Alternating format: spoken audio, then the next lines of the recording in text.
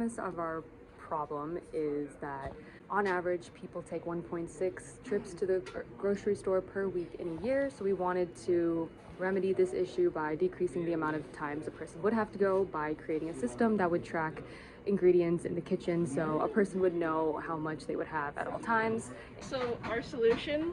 was to have this kitchen dry ingredient tracker, which is made up of the sensing, control, user, hardware interface, and power subsystems. So the power is it uses a wall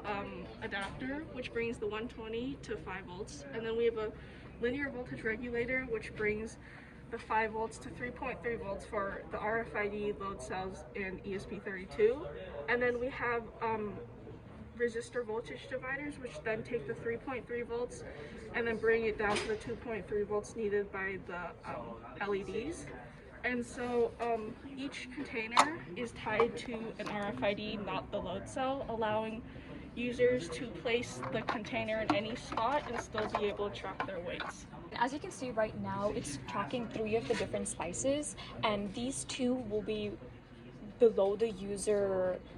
threshold, and that's why the LEDs are switched on, just to provide a visual representation. And then moving on towards the app, we can see in the ingredient dashboard that it's tracking 3 different spices and their particular weights. And anytime they go below the user specified threshold,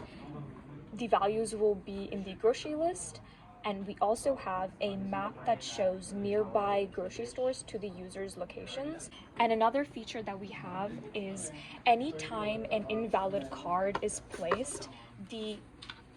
system will not keep track of that particular weight at that spot to ensure integrity of the system.